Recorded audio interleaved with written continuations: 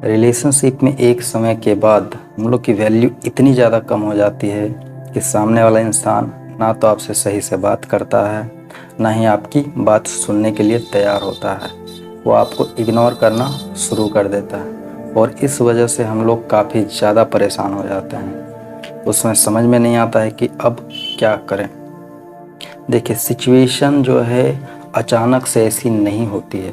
Situation धीरे धीरे complicated होना शुरू होती है। रिलेशनशिप में वैल्यू का कम होना कहीं ना कहीं हम लोग की गलती की वजह से होता है, जिन गलतियों को हम लोग इग्नोर करते हैं या उसको समझने की कोशिश नहीं करते हैं। तो आज इन सारे चीज़ों को हम लोग समझने की कोशिश करेंगे कि रिलेशनशिप में हम लोग की वैल्यू कम क्यों होती है और रिलेशनशिप में हम लोग अपनी वैल्यू को बढ़ा कैसे सकते हैं। नमस्कार दोस्तों, मेरा नाम है दिनेश और आप देख रहे हैं रेक्स। आप चैनल पे तो आते हो, वीडियो देखते हो, लेकिन चैनल को सब्सक्राइब नहीं करते हो। आपका एक सब्सक्राइब मुझे काफ़ी ज़्यादा मोटिवेट करता है। तो प्लीज़ चैनल को सब्सक्राइब कीजिए ताकि मैं भी मोटिवेट फील करूं और आपको भी मोटिवेट कर सकूं। देखिए, रिलेशनशिप में एक समय के बाद जब हम लोग की वैल्यू कम हो जाती है, उस समय हम लोग काफ़ी ज़्यादा परेशान हो जाते हैं। आखिर हमारी वैल्यू कम क्यों होती है रिलेशनशिप में एक समय के बाद? देखिए, ज़रूरत से ज़्यादा सामने वाले के लिए अवेलेबल होना, रिलेशनशिप में ज़रूरत से ज़्यादा उटपटांग बातें करना, रिलेशनशिप में ज़रूरत से ज़्यादा पॉजिटिव फील करना, पॉजिटिव दिखाना, पॉजिटिवनेस दिखाना या अनसिक्योर्ड फील करना, ये कहीं ना कहीं ये सारे कारण हैं जो कि हमारी वैल्यू को कम करता है। लेकिन हम लोग इन सब चीज़ों पे ध्यान ही नहीं देते हैं, इन सब चीज़ों को समझने की कोशिश ही नहीं करते हैं। अब आपका सवाल ये है कि ये सारे चीज़ें तो हम लोगों ने कर लिया है और सिचुएशन अब काफ़ी ज़्यादा कॉम्प्लिकेटेड हो गई है। तो इस सिचुएशन में अब करें क्या? क्या इस सिचुएशन में हम लोग अपनी वैल्यू को बढ़ा सकते हैं? देखिए, अब सिचुएशन काफ़ी ज़्यादा टॉक्सिक हो गई है, काफ़ी ज़्यादा कॉम्प्लिकेटेड हो गई है और इस समय आपका पेशेंस ही रिलेशनशिप में आपकी वैल्यू को वापस ला सकता है और आपकी वैल्यू को फिर से बढ़ा सकता है। देखिए, ये जो कॉम्प्लिकेशंस आया है, इसको आप एक अलग तरीके से मत देखिए। ये कहीं ना कहीं एक आपके लिए अपॉर्चुनिटी भी है कि ये अपनी वैल्यू को बढ़ा सकते हैं। तो इसको आप एक अपॉर्चुनिटी की तरह समझिए। देखिए, हम लोग क्या करते हैं इस सिचुएशन में, हम लोग का बिहेवियर बहुत ही अलग हो जाता है। हम लोग का फोकस रहता है बस रिलेशनशिप को ठीक करना है, रिलेशनशिप को ठीक करना है, जिस वजह से रिलेशनशिप और ज़्यादा कॉम्प्लिकेटेड हो जाता है। देखिए, सामने वाला इंसान जब तक नहीं चाहेगा तब तक सिचुएशन नॉर्मल नहीं होगा और हम लोग ये चीज़ सामने वाले को चाहने का मौका ही नहीं देते हैं। हम लोग बस सामने वाले के पीछे पड़े हुए रहते हैं, उसे मनाने की कोशिश करने लगते हैं, उसे समझाने की कोशिश करने लगते हैं। सामने वाला इंसान समझदार नहीं है, ऐसा बिल्कुल भी नहीं है। वो रिलेशनशिप में आपके साथ है तो उसको भी सारी चीज़ें समझ में आ रही है, लेकिन इस चीज़ के लिए ना तो हम लोग सामने वाले को मौका देते हैं, ना ही स्पेस देते हैं, बस सामने वाले के पीछे पड़े हुए रहते हैं, जिसके कारण से और ज़्यादा सिचुएशन कॉम्प्लिकेटेड हो जाती है और टॉक्सिक हो जाती है।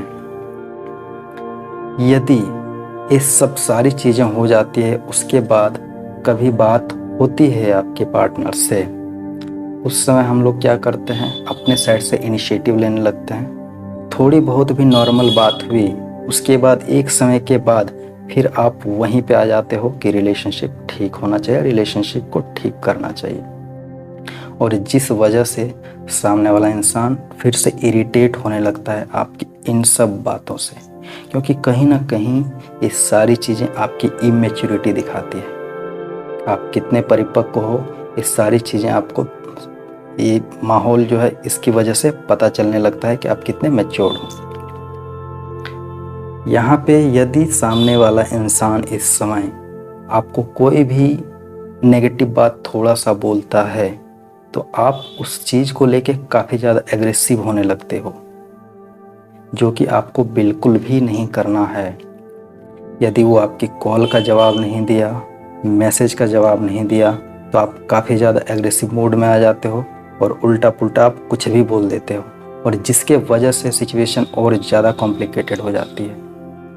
देखिए, सामने वाला इंसान यदि नेगेटिव बिहेव कर रहा है या कुछ उल्टा पुल्टा आपको बोल रहा है तो वो 5 मिनट तक, अगर यदि वो 5 मिनट आपने खुद को कंट्रोल कर लिया तो फिर वो सिचुएशन टल जाती है लड़ाई होने से। 5 मिनट कंट्रोल कीजिए, फिर 10 मिनट, फिर आधे घंटे, फिर 2 घंटे कोशिश कीजिए कंट्रोल करने का। ये वही टाइम होता है जहां आपको एक मौका मिलता है खुद को इमोशनली स्ट्रॉन्ग बनाने का, लेकिन हम लोग उसी मौका को खो देते हैं, बस एग्रेसिव हो जाते हैं और सामने वाले को उल्टा पुल्टा बोलना शुरू कर देते हैं। उसके बाद फिर से सामने वाले से माफ़ी मांगना शुरू कर देते हैं। इस तरह से आप मेंटली स्टेबल रह ही नहीं पाते हो, जिसके कारण सामने वाला इंसान आपको जज करने लगता है। अरे ये कभी ये बोल रहा है, ये कभी वो बोल रहा है, कभी कुछ बोल रहा है, कभी कुछ बोल रहा है, जिसकी वजह से आपकी वैल्यू और ज़्यादा कम हो जाती है। और ये चीज़ हम लोग समझने के लिए तैयार नहीं होते हैं। तो यहाँ पे आपको खुद में कंट्रोल करने की ज़रूरत है ताकि आप इमोशनली भी स्ट्रॉन्ग बन सको और थोड़ा मैच्योरिटी दिखाइए। यदि सिचुएशन कॉम्प्लिकेट होती है, यदि सामने वाला किसी तरह से नेगेटिव बिहेव दिखाता है, उसमें बिल्कुल आप बात करना बंद कर दीजिए। चाहे कुछ भी बोले, आप बिल्कुल साइलेंट हो जाइए। यदि आप ये कर लीजिएगा ना तो सामने वाला खुद ब खुद आपके पीछे आएगा। यदि वो कुछ अटपटा मैसेज करता है तो आप उसका रिस्पॉन्ड मत कीजिए, बिल्कुल भी रिस्पॉन्ड मत कीजिए। यदि आप उस समय रोक लेते हैं तो फिर सामने वाला भी रियलाइज करता है कि हाँ, मैंने कुछ गलत बोला है। तुरंत नहीं, लेकिन कुछ घंटों के बाद उसको भी रियलाइज होता है। लेकिन यही चीज़ हम लोग नहीं कर पाते हैं। सामने वाला कुछ गलत बोला, कुछ उल्टा बोला तो हमको भी जवाब देना है, और यही कारण है कि हम लोग की वैल्यू घटते जाती है, क्योंकि हम लोग मैच्योर नहीं बन पाते हैं, मेंटली स्ट्रॉन्ग नहीं बन पाते हैं, मेंटली स्टेबल नहीं हो पाते हैं। हम आपको यही बोलेंगे, सजेस्ट करना चाहेंगे कि इस सिचुएशन में आप सेल्फ कंट्रोल पे ध्यान दीजिए, खुद को कंट्रोल रखिए ताकि आप इमोशनली खुद को कंट्रोल रख सकोगे और मेंटली स्टेबल हो सकोगे।